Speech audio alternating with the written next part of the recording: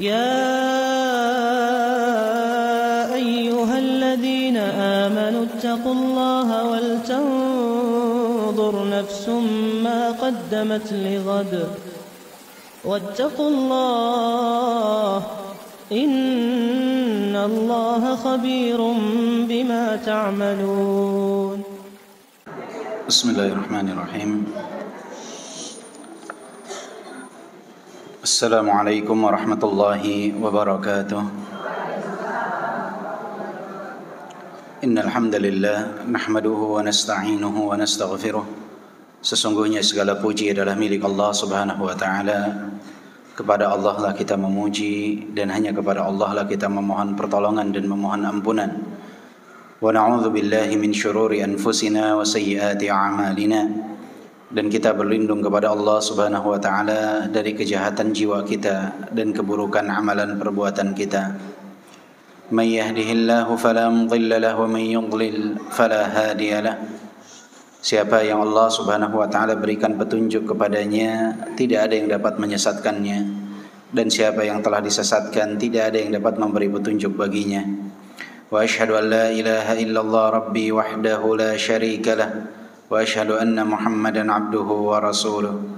Dan kita bersaksi bahwasanya tidak ada yang berhak disembah selain Allah. Allah Rabb kita, zat yang Maha Esa, tiada sekutu baginya. Dan kita bersaksi bahwa Nabi Muhammad adalah hamba dan utusan Allah. Ya ayyuhalladzina amanu taqullaha haqqa tuqatih wa la tamutunna illa wa antum muslimun. Wahai orang-orang yang beriman, bertakwalah kalian kepada Allah dengan sebenar-benarnya takwa, dan janganlah kalian wafat kecuali dalam keadaan Islam. Ya ayyuhan nas ittaqu rabbakum. Wahai sekalian manusia, bertakwalah kalian kepada Rabb kalian. Alladzi khalaqakum min nafsin wahidah wa khalaqa minha zawjaha wa batha minhuma rijalan katsiran wa nisaa. Yang telah menciptakan kalian dari jiwa yang satu, yang darinya lah Allah jadikan pasangan, dan dari keduanya lah Allah Subhanahu wa taala karuniakan keturunan yang banyak laki-laki dan wanita. Wattaqullaha alladzi tasaaluna bihi wal arham. Bertakwalah kepada Allah yang kalian saling meminta dengan menyebut namanya, dan peliharalah silaturrahim. Innallaha kana 'alaikum raqiba. Sesungguhnya Allah Subhanahu wa taala Maha mengawasi atas diri-diri kalian. Ya ayyuhalladzina amanu taqullaha wa qulu qawlan sadida. Wahai orang-orang yang beriman, bertakwalah kalian kepada Allah dan berkatalah perkataan yang benar.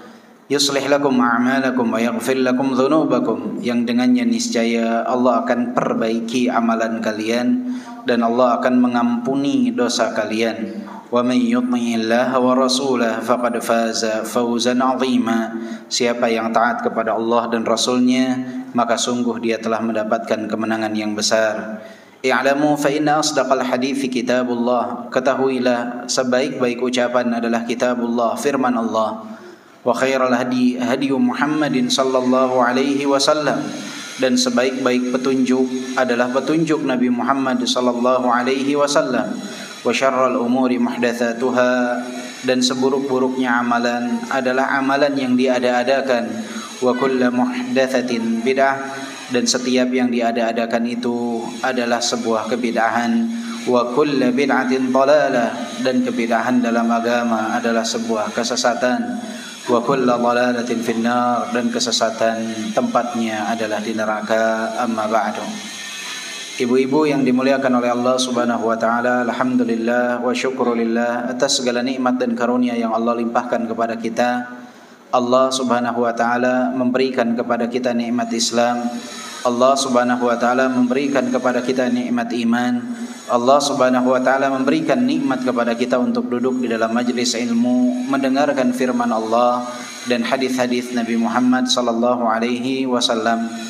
Dan kita sekarang sudah menjelang pertengahan dari bulan Sya'ban. Kita sekarang berada di tanggal 13 Sya'ban, menjelang bulan suci Ramadan. 13 Sya'ban artinya tinggal kurang lebih 16-17 hari menjelang bulan Ramadan. Semoga Allah Subhanahu wa taala sampaikan kita untuk berjumpa dengan bulan Ramadan. Allahumma sallimna li Ramadan wa sallim lana Ramadan wa tasallamhu minna mutaqabbala. Ya Allah, perjumpakanlah kami dengan bulan Ramadan dan karuniakanlah kami agar kami dapat beramal di bulan Ramadan dan terimalah amalan kami tersebut. Ibu-ibu yang dimuliakan oleh Allah Subhanahu wa taala, bulan Sya'ban adalah bulan yang banyak dilalaikan oleh manusia. Maka saya mengingatkan kembali kepada ibu-ibu untuk tidak melalaikan bulan ini, karena bulan ini sangat istimewa, yaitu bulannya pengangkatan amalan di setiap tahun. Itulah kenapa Rasulullah sallallahu alaihi wasallam banyak melaksanakan puasa di bulan Sya'ban. Bahkan Aisyah radhiyallahu anha mengatakan, "Fama ra'aitu Rasulullah sallallahu alaihi wasallam istakmala siyama syahrin illa Ramadan, wa ma ra'aituhu aktsara siyaman minhu fi Sya'ban." Tidak pernah aku melihat Nabi sallallahu alaihi wasallam berpuasa satu bulan penuh kecuali di bulan Ramadan, dan tidak pernah aku melihat Rasulullah berpuasa sebanyak puasa beliau di bulan Sya'ban. Maka manfaatkanlah keberadaan ibu-ibu di bulan Sya'ban ini untuk memperbanyak berpuasa, terutama puasa yang menjadi kewajiban bagi ibu-ibu yang belum terbayarkan dari qadha puasa Ramadan terdahulu. Selesaikanlah di bulan Sya'ban. Aisyah radhiyallahu anha mengatakan bahwasanya beliau memiliki hutang Ramadan dan tidak dapat membayarnya kecuali di bulan Sya'ban. Jadi Aisyah pun pernah membayar qadha Ramadan, baru beliau bayarkan di bulan Sya'ban. Maka manfaatkan sekali lagi keberadaan ibu-ibu di bulan Sya'ban. Persiapkan diri ibu-ibu menjelang bulan suci Ramadan. Karena Abu Bakar Al-Balkhi rahimahullah pernah mengatakan, "Syahrul Rajab syahrul zara' wa syahrul Sya'ban syahrul suqi zara' wa syahru Ramadan syahru hasadi zara'." Bulan Rajab adalah bulan menanam bibit, bulan Sya'ban adalah bulan menyirami bibit, dan bulan Ramadan adalah bulan menuai hasil. Maka jika menginginkan hasil yang maksimal di bulan Ramadan, maksimalkanlah keberadaan ibu-ibu di bulan Sya'ban ini. Baik, insyaallah kita akan melanjutkan pembahasan kita berkenaan dengan kitab Umdatul Mar'ah, dan kita sekarang sampai di hadis keberapa? Hadis ke-12. Baik. Yang diberi judul, "Indama takhtalina bi rajulin fa'lami anna thalithukum asy-syaitan, famadza tatawaqqa'ina minhu."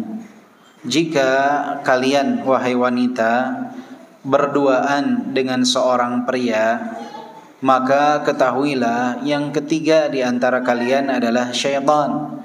Maka apa yang kalian perkirakan akan kalian dapati darinya.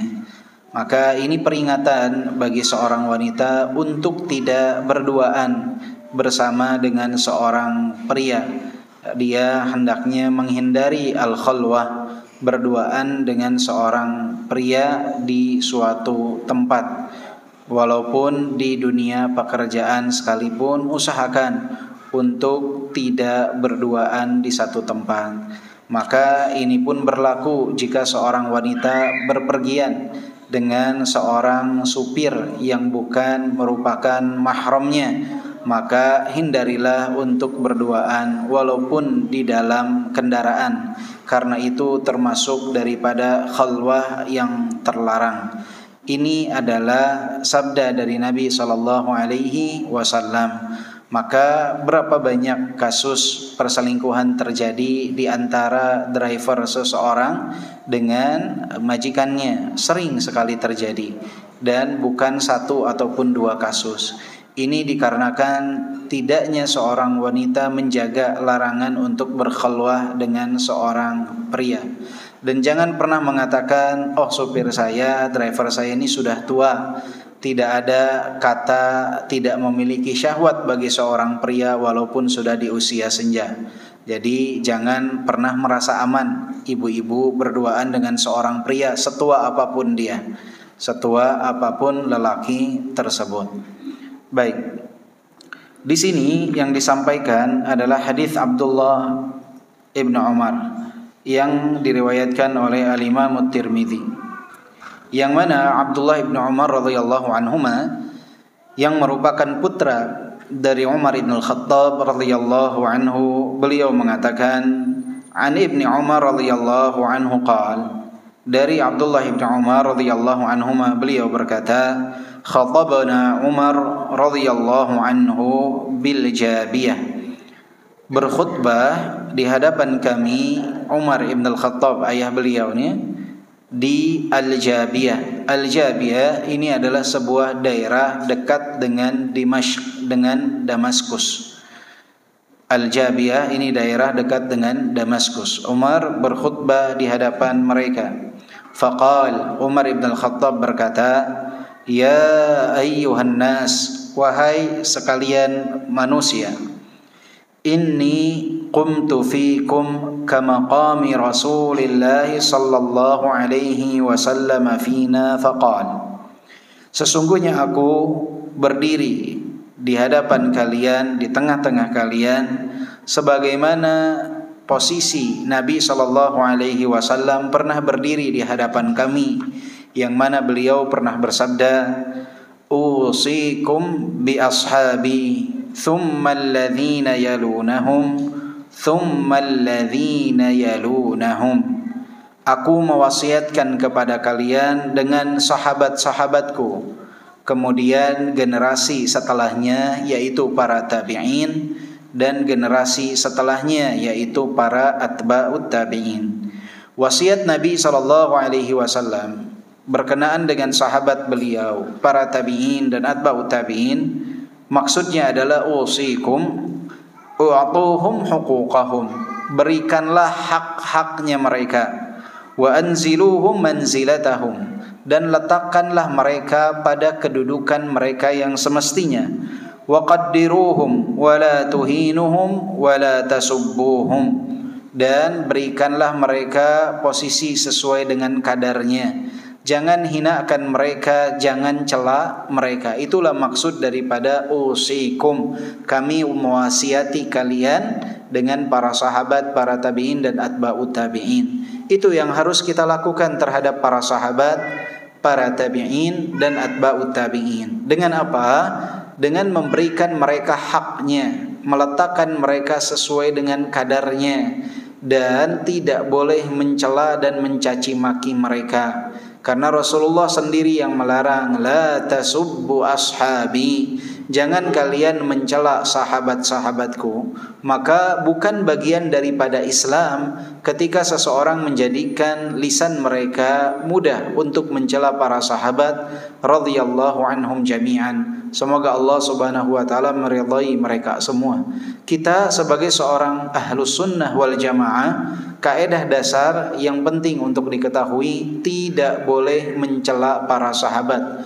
Walaupun ada permasalahan di antara mereka, maka yang memutuskannya adalah Allah Subhanahu wa taala, bukan lisan kita. Sebagaimana perkataan Al-Imam Syafi'i, tilka dima qad taharallahu ala aidina fa'alaina an nutahhira alsinatana minhu, darah tersebut telah Allah sucikan dari pedang-pedang kita, maka tugas kita sekarang mensucikan lisan kita, mensucikan lisan kita dari perkara tersebut.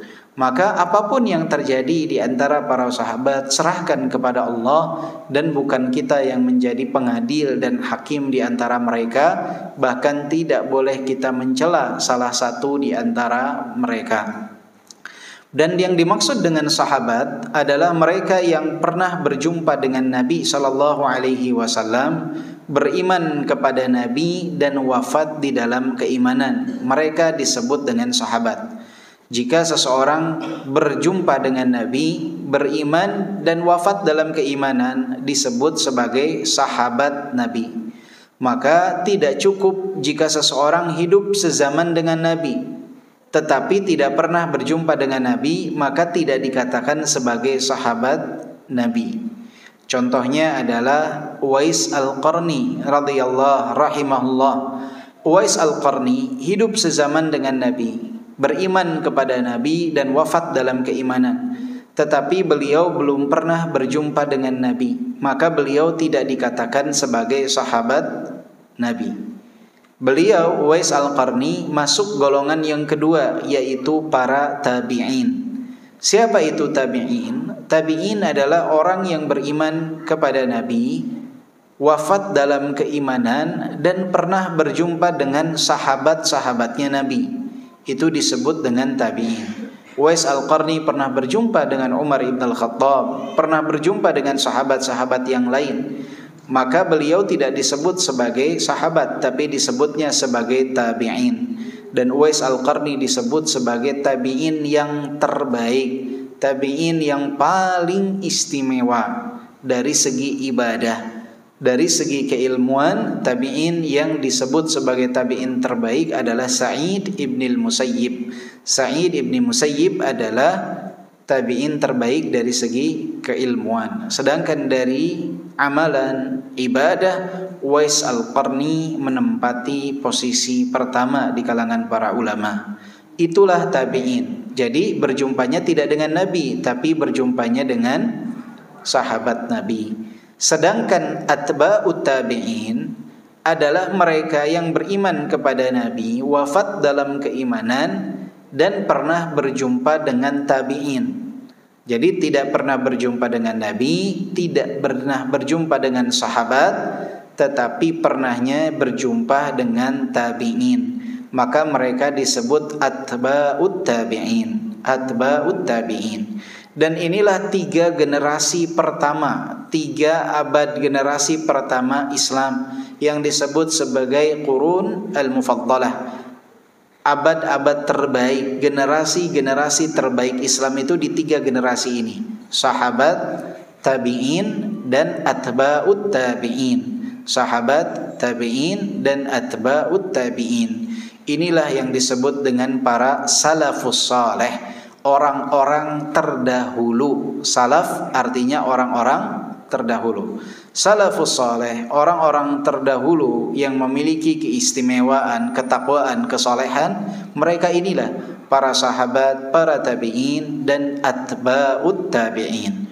Maka Nabi mewasiatkan kita untuk menjaga hak-haknya mereka, tidak boleh menjatuhkan nama mereka. Maka kalau ibu-ibu mendengar seseorang mencela sahabat Nabi, mencela tabi'in, mencela atba'ut tabi'in, tinggalkan majelisnya, karena tidak akan bermanfaat sebuah majelis yang di dalamnya ada celaan kepada para sahabat Nabi Muhammad sallallahu alaihi wasallam yang mulia. Sebagaimana kita sering mendengar, ibu-ibu mungkin sering mendengar ada kelompok yang mereka menjadikan celaan kepada para sahabat sebagai bagian daripada sesuatu yang membanggakan bagi mereka.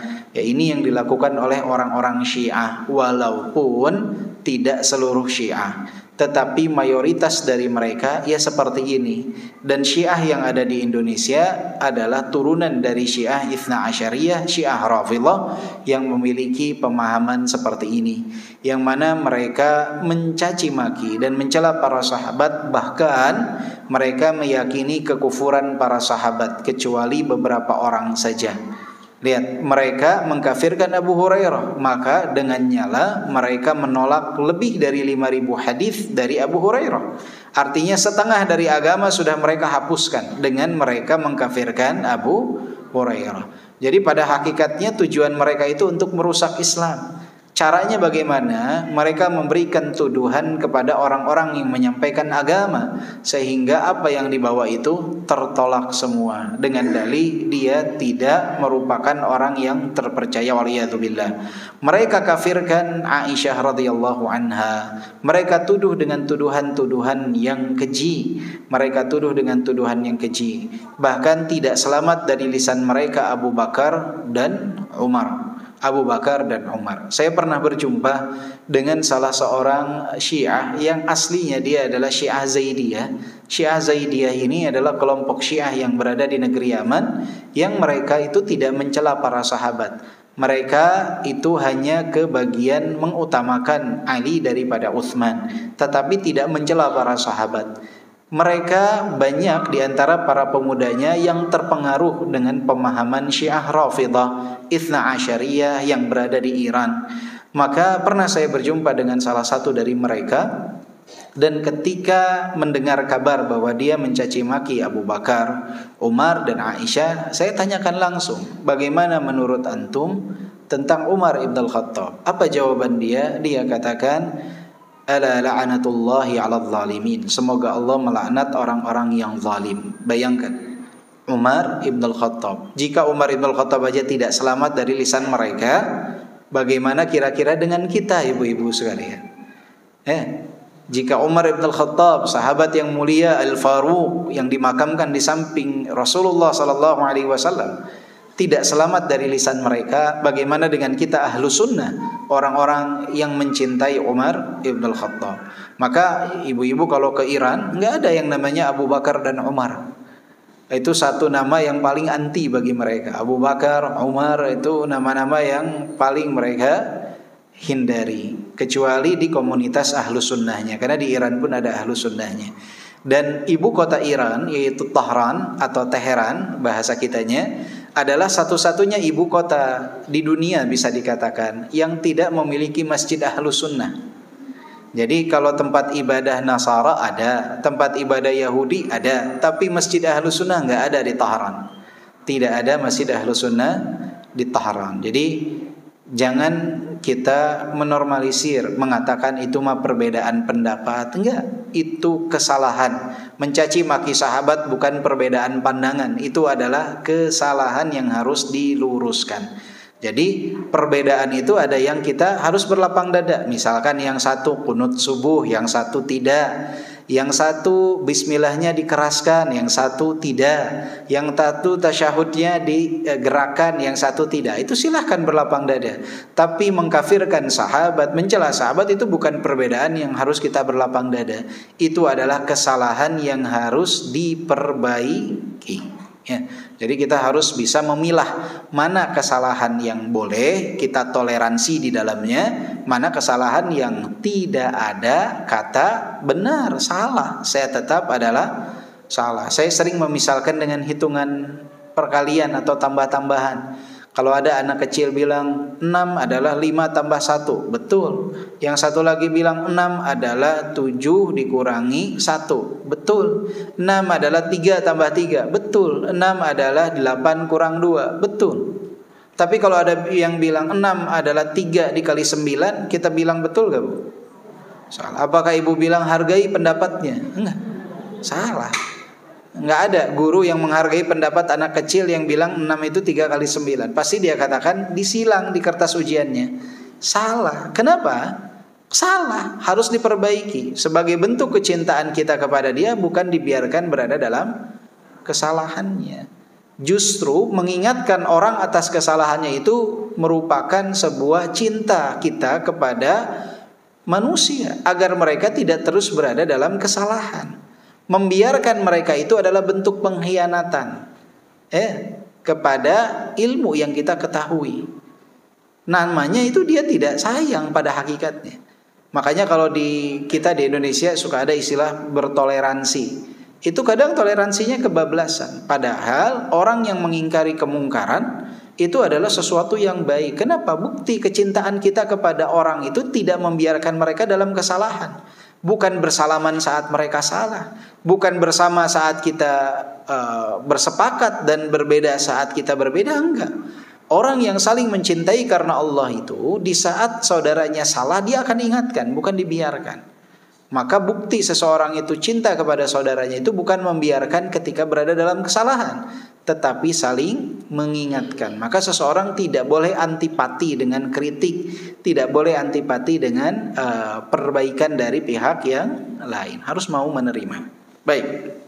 Kemudian di dalam hadis ini disebutkan, "Tsumma yafshul kadhib hatta yahlifa ar-rajulu wa la yustahlaf wa yashhada asy-syahidu wa la yustashhad." Setelah generasi mereka itu akan menyebar, merajalela yang namanya sumpah, sampai seseorang itu akan bersumpah tanpa dia diminta untuk bersumpah, akan memberi persaksian tanpa diminta dia untuk memberikan persaksian. Ini dusta di mana-mana. Orang mengobrol sumpah. Padahal Allah Subhanahu wa taala berfirman di dalam surat Al-Maidah ayat ke-89, "Wahfadhu aimanakum." Jagalah sumpah-sumpah kalian. Kita ini enggak boleh mengobrol sumpah. Enggak boleh. Di dalam sebuah hadis disebutkan datang seorang A'rabi, seorang Badui bangsa Arab kepada Nabi SAW. Kemudian A'rabi tersebut berkata, "Ya Rasulullah, mal kabair?" Wahai Rasulullah, apa itu dosa-dosa besar? Maka Nabi SAW menjawab, al-isyraku billah, kesyirikan kepada Allah. Thumma madza, kemudian apa wahai Rasulullah? Uququl walidain, kedurhakaan kepada kedua orang tua. Thumma madza, kemudian apa wahai Rasulullah?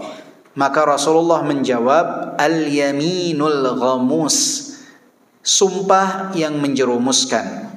Kemudian ditanyakan kembali, wa mal yaminul ghamus, apa itu sumpah yang menjerumuskan wahai Rasulullah? Rasulullah sallallahu alaihi wasallam menjawab, alladzi yaqtati'u malam ri'in muslim huwa fiha kadzib, yaitu sumpah dusta yang dengannya seseorang mengambil harta saudaranya sesama muslim tanpa hak.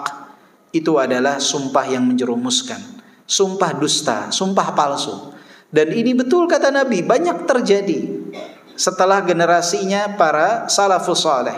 Apalagi di zaman kita, orang bersumpah dengan sangat mudah, bersumpah-sumpah palsu, bersaksi memberikan persaksian palsu. Padahal kata Nabi, al-yaminul ghamus adalah salah satu daripada dosa besar. Bahkan Allah Subhanahu wa taala berfirman di dalam surat Ali Imran ayat ke-77. Ada yang bawa mushaf Al-Quran?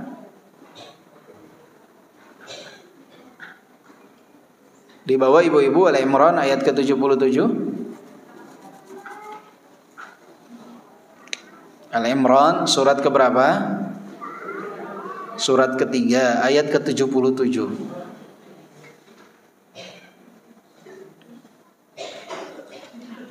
Sudah dibuka semua?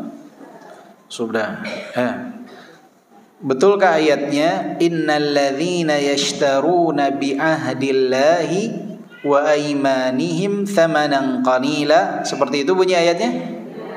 Ulaika la khalaqa lahum fil akhirah wa la yukallimuhumullah wa la yanzuru ilaihim yawmal qiyamah wa la yuzakkihim wa lahum adzabun alim. Seperti itu lafadznya ya. Sesungguhnya orang-orang yang menukar janji Allah dan sumpah mereka, janji Allah dan sumpah mereka, innal ladzina yashtaruna bi ahdillahi wa aymanihim thamanan qalila, dengan harta yang sedikit dia tukar tuh. Mereka berani bersumpah palsu, berjanji palsu, mereka tukar janji Allah dan sumpah mereka itu dengan sesuatu yang murah dari kenikmatan dunia. Apa yang akan mereka terima dari sumpah palsu tersebut? Ulaika la khalaqa lahum fil akhirah, mereka tidak akan dapat ganjaran pahala di hari akhirat kelak. Wala yukallimuhumullah, Allah tidak akan berbicara dengan mereka. Wala yanzuru ilaihim yaumal qiyamah, Allah tidak akan melihat mereka di hari kiamat. Wala yuzakkihim, Allah tidak akan mensucikan mereka. Walahum adzabun alim, dan bagi mereka azab yang pedih. Ini yang akan diterima oleh mereka yang berani bersumpah palsu padahal sumpah dusta. Efeknya luar biasa, tidak dapat ganjaran pahala, tidak berbicara dengan Allah, tidak dilihat oleh Allah, tidak disucikan, dan bagi mereka azab yang pedih. Ini minimal yang didapat oleh mereka yang bersumpah dusta, bersumpah palsu. Dan sumpah dusta ini bukan dosa terbesar berkaitan dengan sumpah. Ada dosa yang lebih besar berkaitan dengan sumpah selain sumpah palsu. Sumpah apa, Bu? Ada dosa yang lebih besar berkaitan dengan sumpah selain daripada sumpah palsu.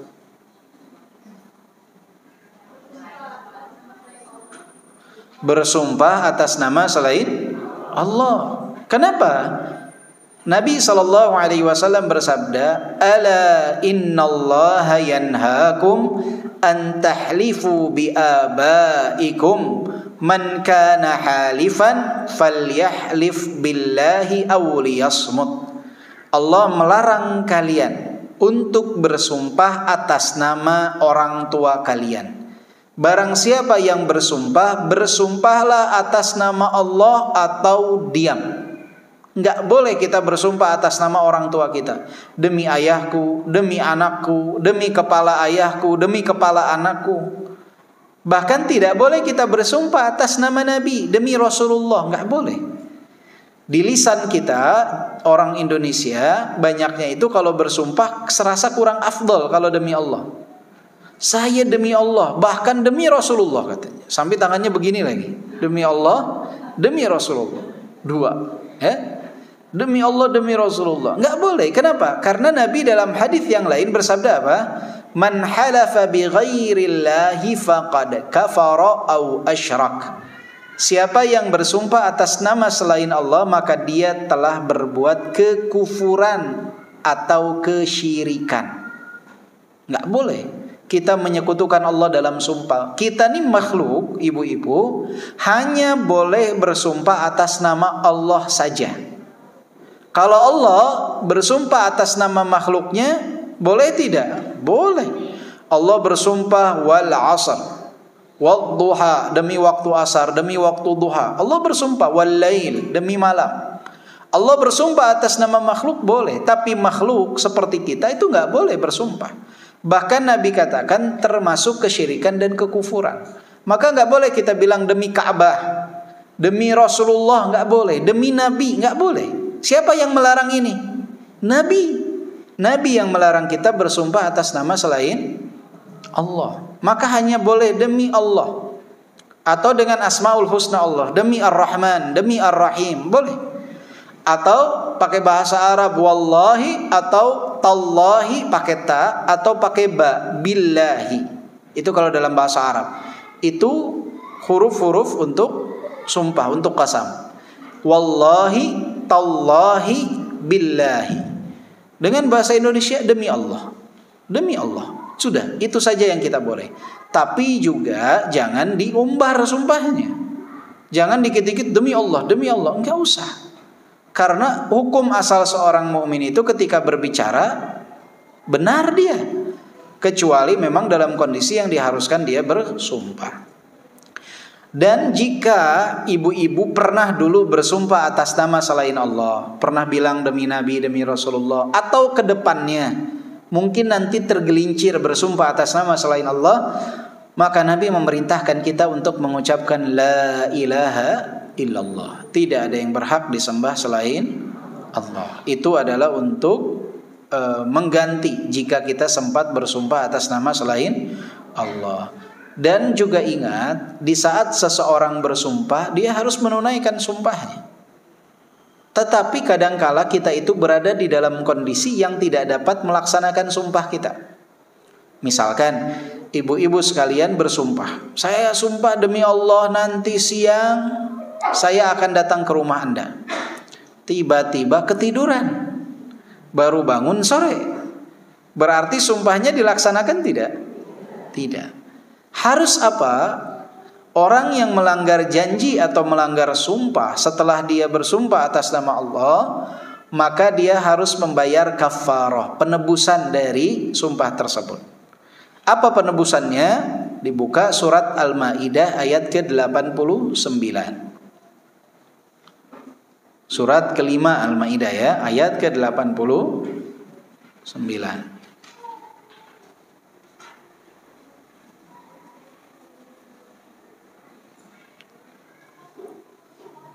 Sudah Bu? Sudah? Sudah. Di bagian tengah ayatnya ada firman Allah Subhanahu wa taala, fakaffaratuhu.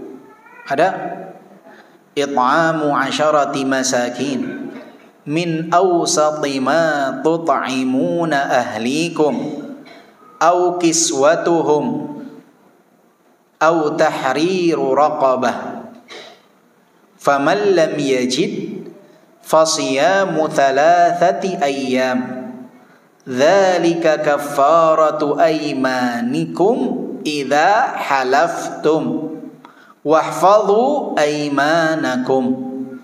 Begitu lafadznya. Kafarahnya kata Allah, pertama dia harus memilih satu di antara tiga untuk menebus sumpahnya. Dengan apa? It'amu 'asharati masakin min awsati ma tut'imuna ahlikum.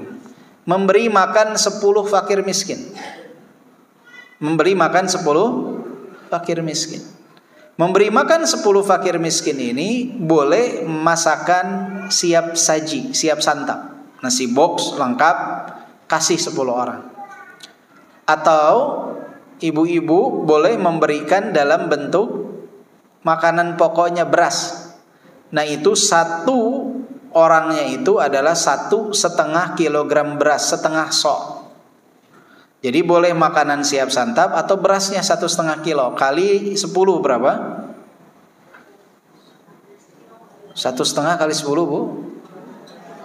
15 kilo. Jadi ibu-ibu boleh kasih 15 kilo beras atau memberikan 10 box makanan atau ngundang mereka ke restoran.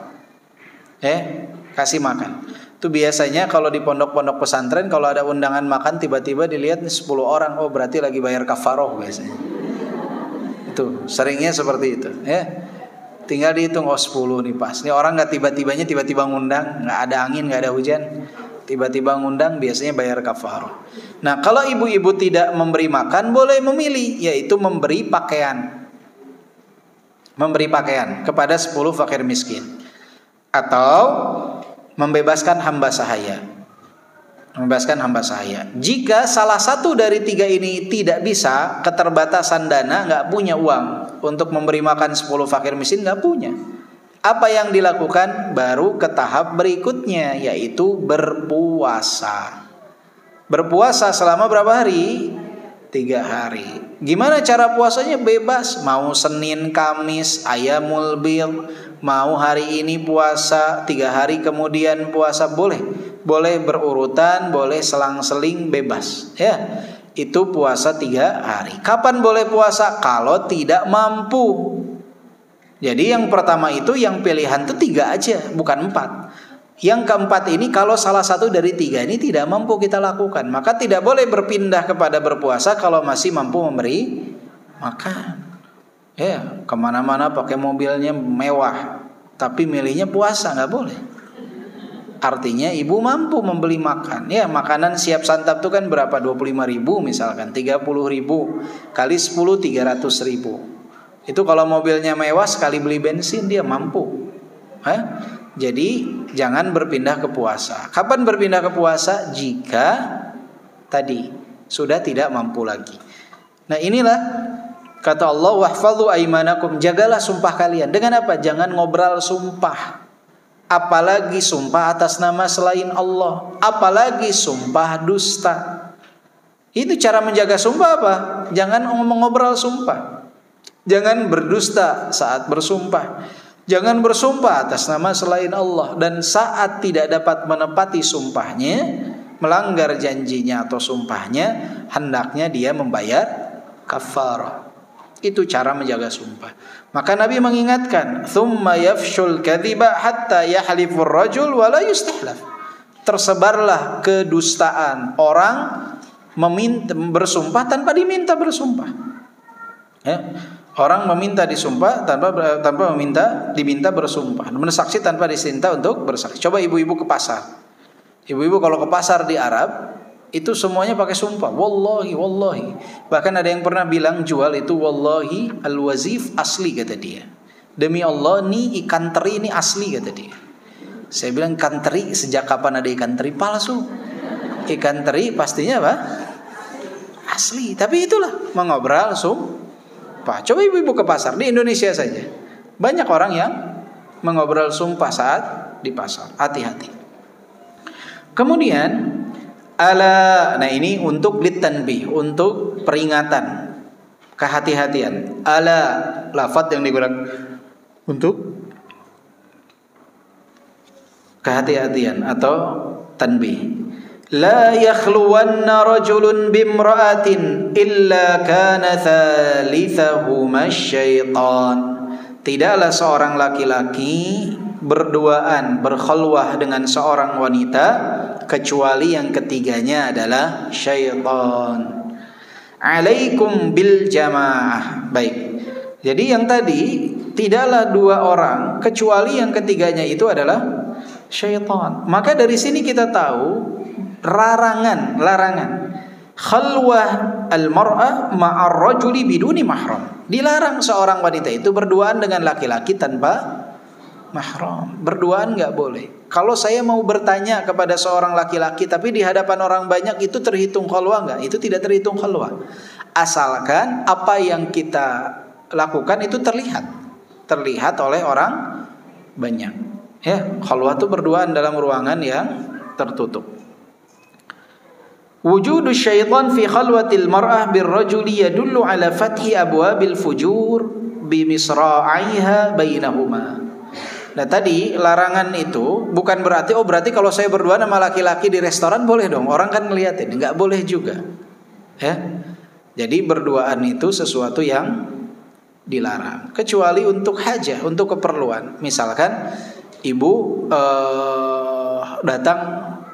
ibu menginap di sebuah hotel, kemudian ibu mau bertanya tentang sesuatu, suami juga sedang tidak ada, resepsionisnya laki-laki, mau nggak mau ibu bertanya sebagai wanita kepada laki-laki. Boleh tidak? Boleh, karena itu tidak berkhulwah, tidak berada pada ruangan yang tertutup. Tapi bukan berarti berduaan ngobrol, hanya sebatas apa yang diperlukan dan dibutuhkan. Dan keberadaan khulwah itu dengan laki-laki dengan wanita itu mendatangkan syaitan yang akan membisikkan hal-hal negatif kepada mereka. Dan banyak sekali hal terjadi, kasus perselingkuhan terjadi diawali dengan khulwah. Seorang laki-laki dengan wanita awalnya curhat mereka di tempat kerja, ngobrol, berduaan, akhirnya merasakan kenyamanan dan tanpa disadari terjadilah perselingkuhan. Hati-hati, di rumah juga hati-hati, ya. Anna syari'ata ja'at bisaddid dhari'ah al-musilati ila al-haram fal khalwatu dhari'atun lil wuqu'i fi zina fahurrimat saddan li hadzal bab wa min dhalika qawluhu ta'ala wa la taqrabu zina faqad naha an muqaddimati zina hatta la yatimma al-wuqu'u fihi. Syariat itu datang untuk memutus mata rantai yang dapat mengantarkan kepada perbuatan yang diharamkan. Dan yang namanya khalwah, berduaan dengan lawan jenis di tempat tertutup, itu dapat mengantarkan kepada apa? Perzinahan. Makanya Allah berfirman dalam Al-Quran, wala taqrabuz zina, jangan mendekati zina. Karena orang kalau sudah dekat cenderung akan tergelincir, sedikit yang selamat. Makanya Allah memuji Nabi Yusuf. Karena apa? Karena mampu selamat dari fitnah wanita saat berada berdua dengan seorang wanita. Digoda, Nabi Yusuf sabar. Kenapa dipuji? Karena sedikit yang bisa lolos dari fitnah tersebut. Maka syariat itu melarang kita untuk jangan mendekati zina. Dan khulwah ini adalah jalan menuju ke arah tersebut. Maka hindari ibu-ibu untuk berduaan. Jika berduaan saja tidak boleh, apalagi berboncengan dengan yang bukan mahram. Ya. Ibu-ibu jangan berboncengan dengan yang bukan mahram. Ya. Saya nggak tahu kenapa, apa bedanya dunia offline dengan dunia online. Dulu perasaan wanita itu agak risih dia kalau naik ojek dibonceng sama laki-laki itu. Dulu ketika masih ojek pangkalan, kayaknya gengsi gitu. Kok berduaan dengan laki-laki yang bukan mahram, malu. Kadang istri itu izin dulu ke suaminya ketika mau dibonceng sama tukang ojek. Sekarang subhanallah, ketika berubah namanya dari pangkalan ke online, seakan-akan sesuatu yang lumrah. Bahkan kadang sudah bercadar, kerudung panjang, tapi dibonceng sama laki-laki yang bukan mahram. Nggak boleh, nggak jadi halal ibu-ibu. Ya, hati-hati dari khulwah, berduaan. Ya, apalagi sampai naik motor berduaan. Lebih baik ibu-ibu naik angkot saja,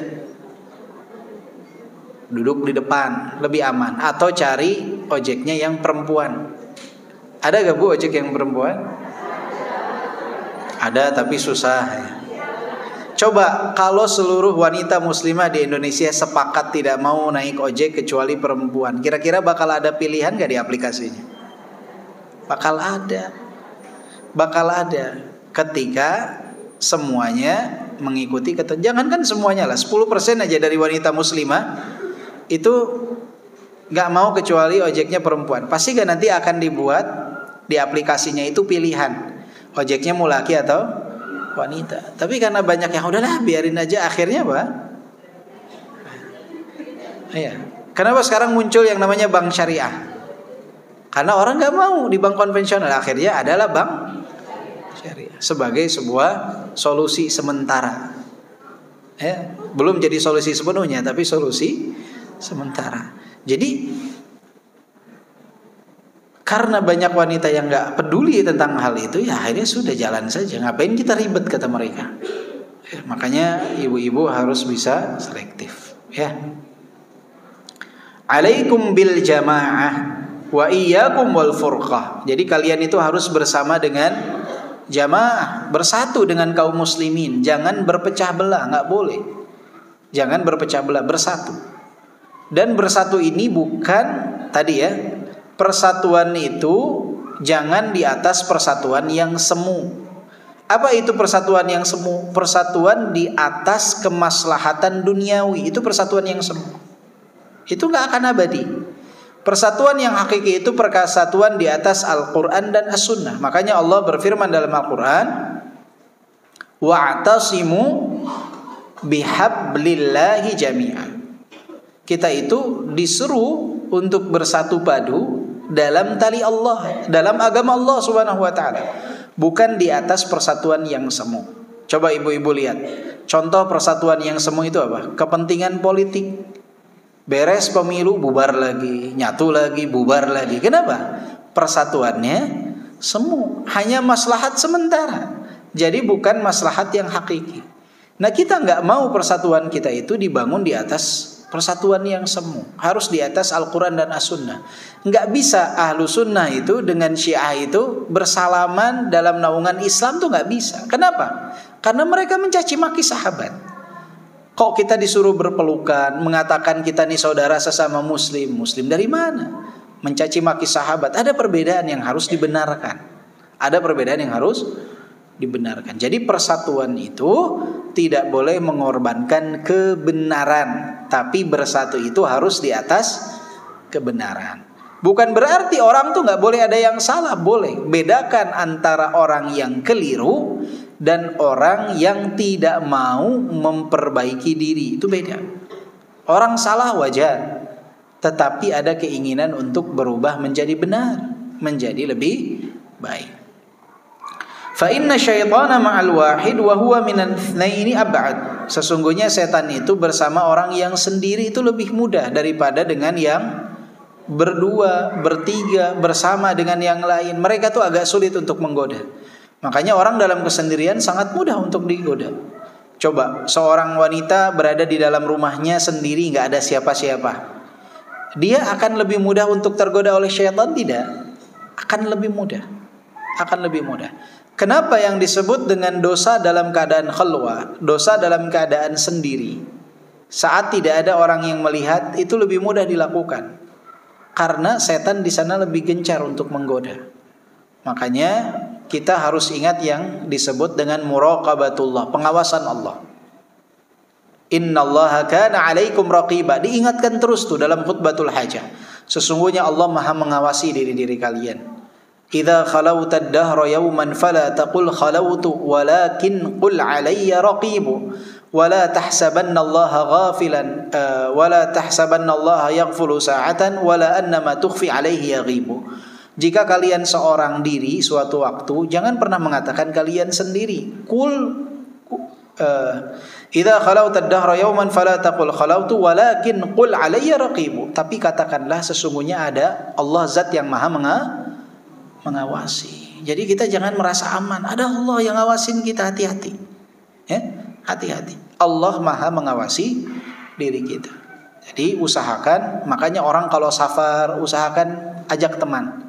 Karena kalau sendiri itu condong dia akan mudah untuk tergoda. Suami ibu-ibu nih kalau pergi safar keluar kota, nasihati, ajak teman, ajak kawan. Walaupun tidak mengajak ibu, ajak temannya minimal.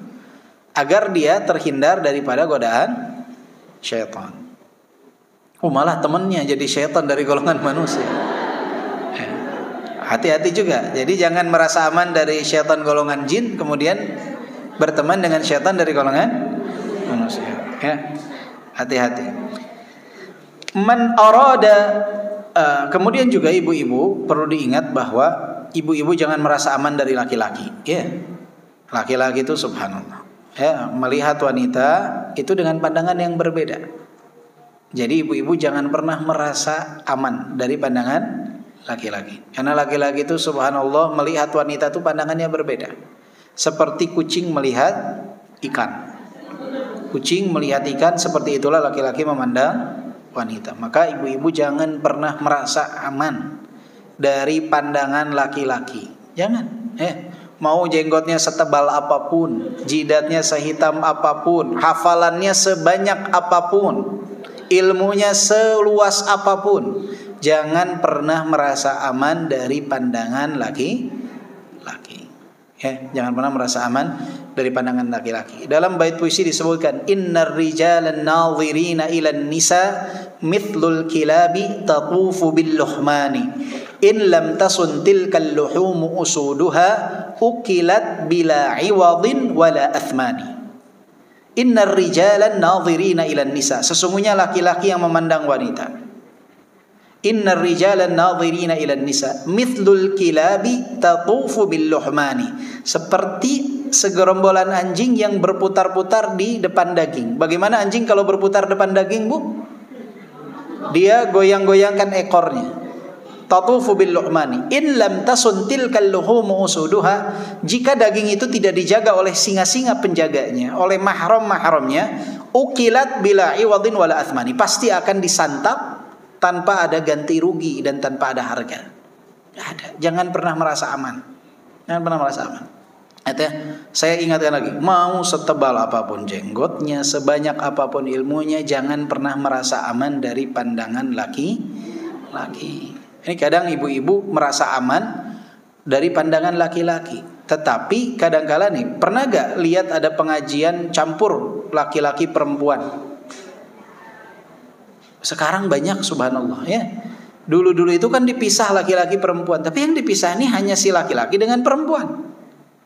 Tapi pematerinya boleh bebas, lihat perempuan, lihat laki-laki. Bahaya, Bu, ya.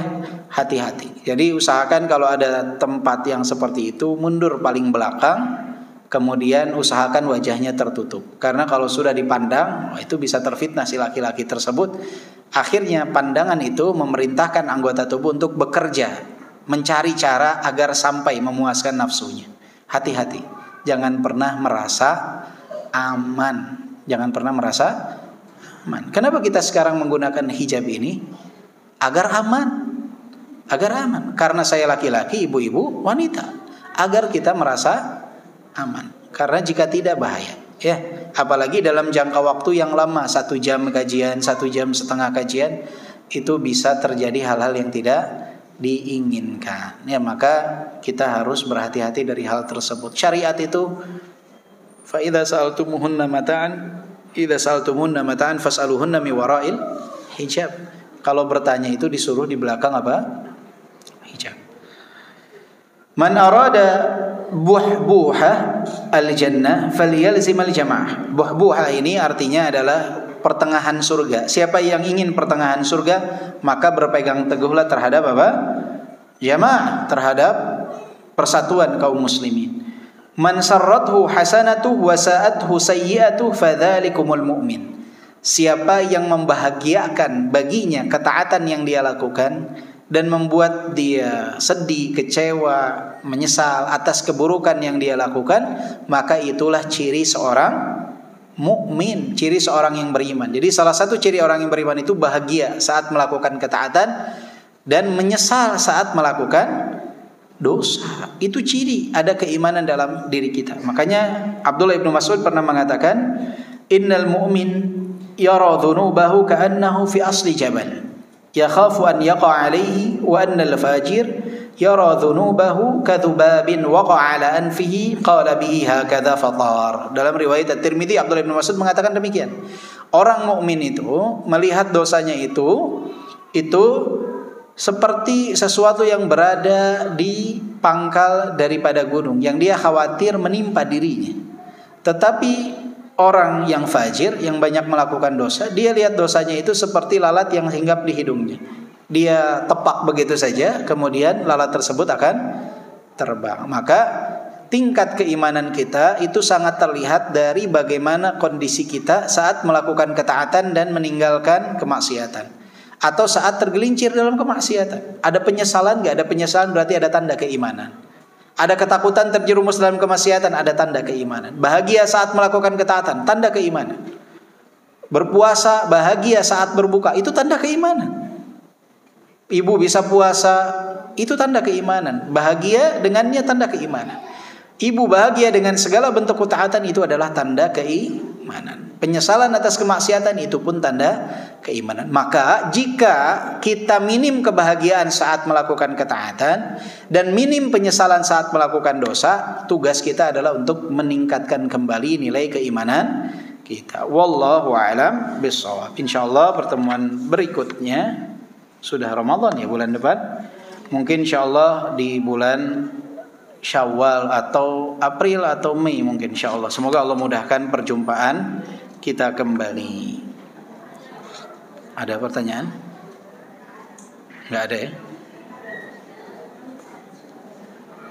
Atau belum? Ada pertanyaan, Bu? Ada, baik.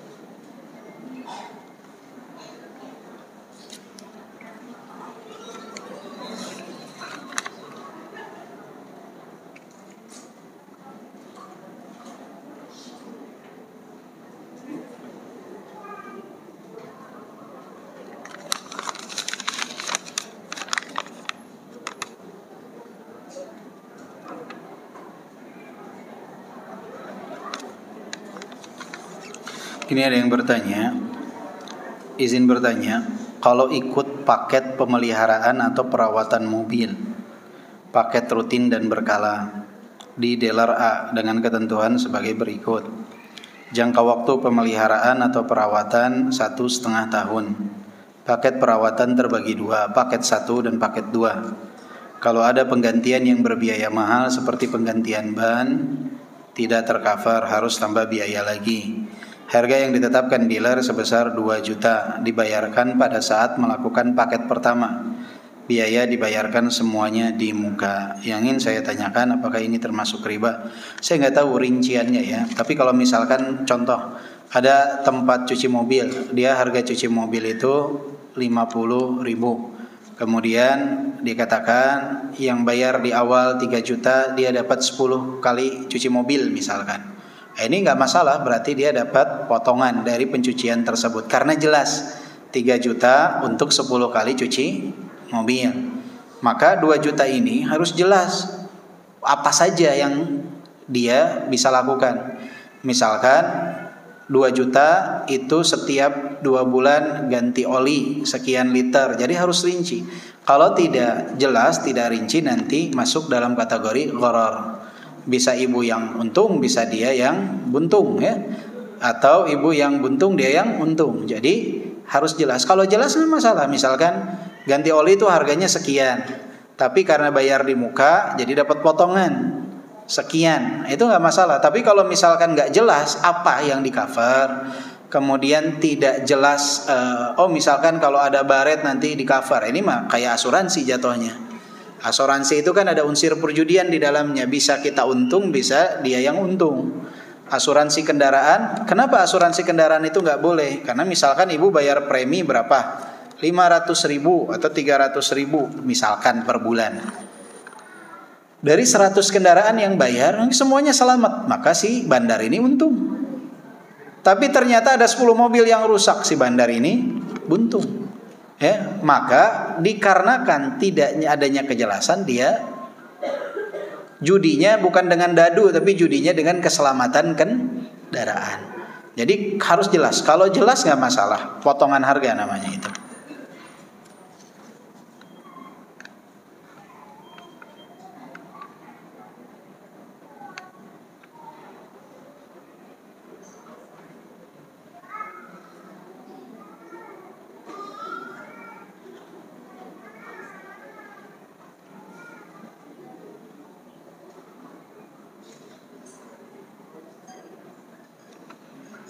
Ada seorang ibu yang menghabiskan harta warisan dari suaminya tanpa membagi kepada anak laki-lakinya.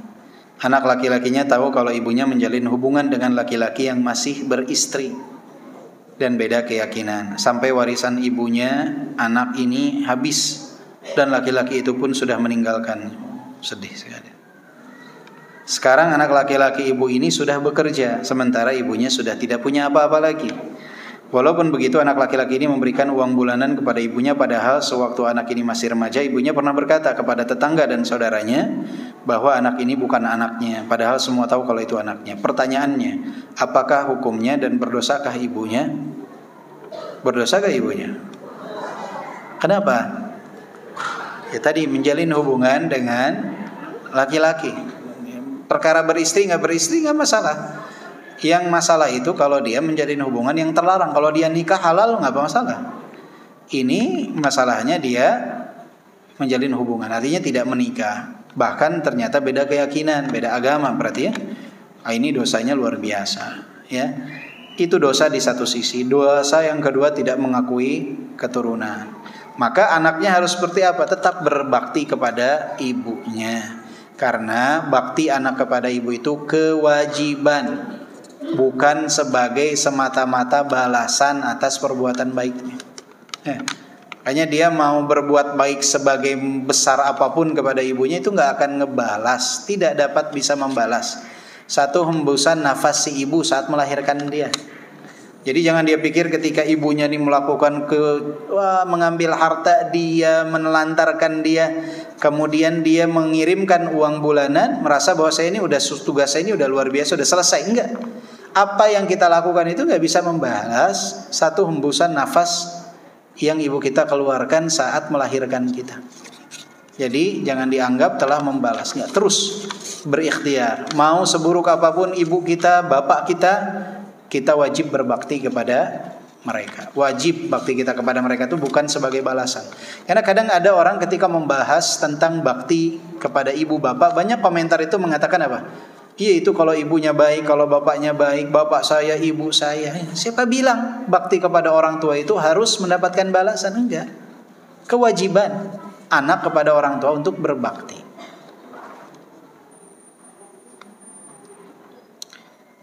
Ingin bertanya, insya Allah itu sama dengan sumpah atau tidak? Tidak. Insya Allah itu jika Allah menghendaki, berbeda dengan sumpah. Ya, maka hendaknya seseorang karena dia tidak tahu apa yang terjadi, ucapkanlah insya Allah. Tapi di kita di Indonesia, insya Allah nih udah 99% dia nggak akan menepati apa yang dia ucapkan. Bahayanya di situ.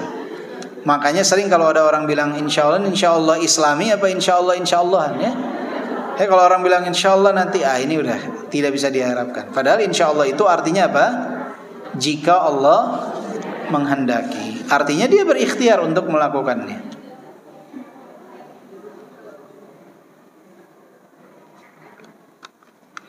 Apakah istri izin untuk bersilaturahim ke rumah keluarga atau hendak pergi ke kajian namun tidak mendapat izin dari suami? Apakah suami tersebut berdosa karena melarang istri? Tergantung larangannya karena apa. Jadi nggak bisa dihukumi secara umum dia berdosa tidak berdosa.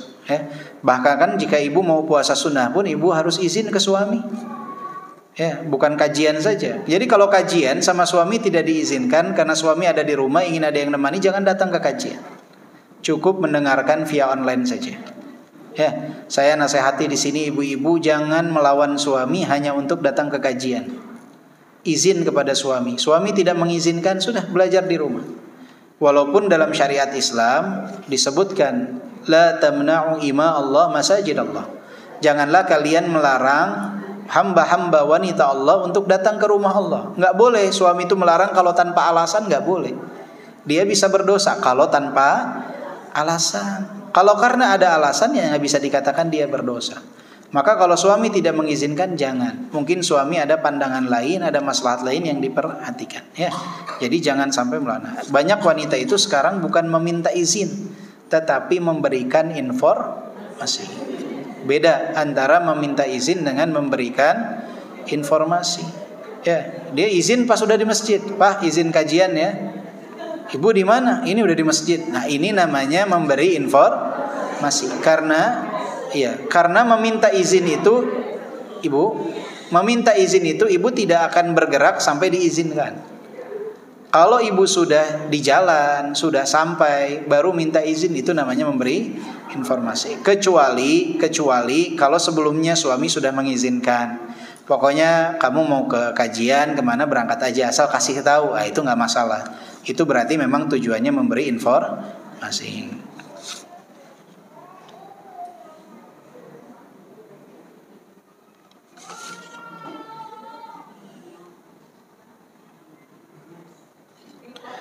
Bagaimana kalau kita maksiat lalu menyesal bertobat namun kembali terulang terus-menerus namun tetap bertobat, apakah tobat diterima? Diterima sampai ajal menjemput kita.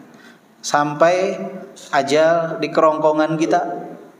Allah Subhanahu wa taala masih membuka pintu taubat kita sebelum ajal menjemput kita. Kecuali kalau sudah di kerongkongan. Kecuali kalau kiamat terjadi. Selama belum terjadi bertobat terus. Tergelincir lagi, bertobat lagi. Jangan mau ngikutin setan yang bilang jangan taubat. Taubat terus. Itu adalah ciri orang yang beriman. Bahkan Allah Subhanahu wa taala mengampuni hamba tersebut. Bahkan Allah mengatakan, hambaku mengetahui ada Rabb yang maha mengampuni, maka dia meminta taubat. Aku kabulkan taubatnya. Allah maha penerima taubat. Rahmat Allah jauh lebih luas. Kemudian ini pertanyaan terakhir. Untuk wanita sebaiknya itikaf 10 hari di akhir Ramadan itu apakah lebih baik di rumah atau di masjid? Enggak ada itikaf di rumah, Bu. Itikaf di masjid. Tidak ada itikaf di rumah. Tetapi mungkin pertanyaan ibu, apakah lebih baik beribadah di rumah saja atau beritikaf di masjid? Nah, dilihat kondisinya, Bu. Jika ibu diizinkan oleh suami, kewajiban ibu tidak terabaikan, maka silahkan beritikaf jika ada tempat khusus akhwat. Tetapi kalau menelantarkan kewajiban, rumah terbengkalai, ya jangan. Lebih baik ibu beribadah di rumah. Jangan ibu beritikaf di masjid, suami di rumah. Jangan ibu beritikaf di masjid, anak-anak di rumah terbengkalai, nggak ada yang menyiapkan makan untuk mereka, tidak ada yang menyiapkan pakaian mereka. Jadi ini kewajiban ibu. Itikaf nggak wajib. Itikaf tidak wajib. Yang wajib itu puasanya. Itikaf tidak wajib. Itikaf itu sunnah, tidak wajib. Kecuali yang saya pernah sampaikan, misalkan anak-anak ibu sudah besar semua, sudah mereka kuliah misalkan jauh atau sudah berumah tangga, ibu tinggal berdua dengan suami. Suami memutuskan untuk beritikaf di masjid 10 hari terakhir Ramadan, maka ibu izin ke suami, saya boleh ikut gak tempat yang khusus akhwat? Ini kan nyaman, dua-duanya tidak ada kewajiban di belakang itu. Tapi kalau masih ada kewajiban jangan. Jangan misalkan bolos kerja, itikaf, nggak boleh. Karena bekerja wajib. Bekerja wajib, sudah kontrak ibu sekian bulan misalkan, nggak boleh, harus atas seizin atasannya. Sama. Jadi jangan sampai menelantarkan kewajiban. Kita harus tahu kewajiban itu lebih utama dari perkara yang disunnahkan. Tidak ada lagi insyaallah.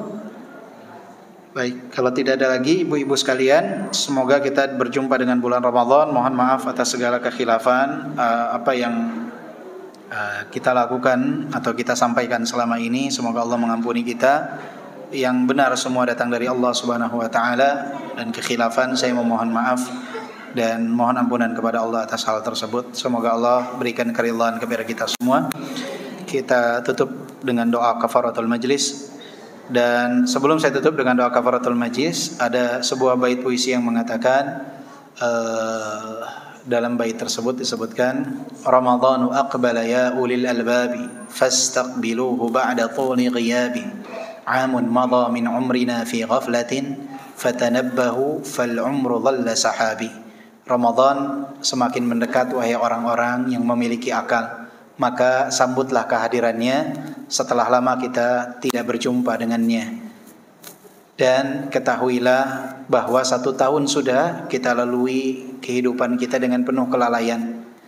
Maka berjuanglah untuk berjumpa dengan Ramadan, karena usia itu akan cepat berlalu seperti awan yang cepat bergerak. Maka ibu-ibu, sambutlah Ramadan, persiapkanlah Ramadan, dan berdoalah agar dapat berjumpa dengan bulan Ramadan, dapat beramal di dalamnya, dan amalan kita dapat diterima.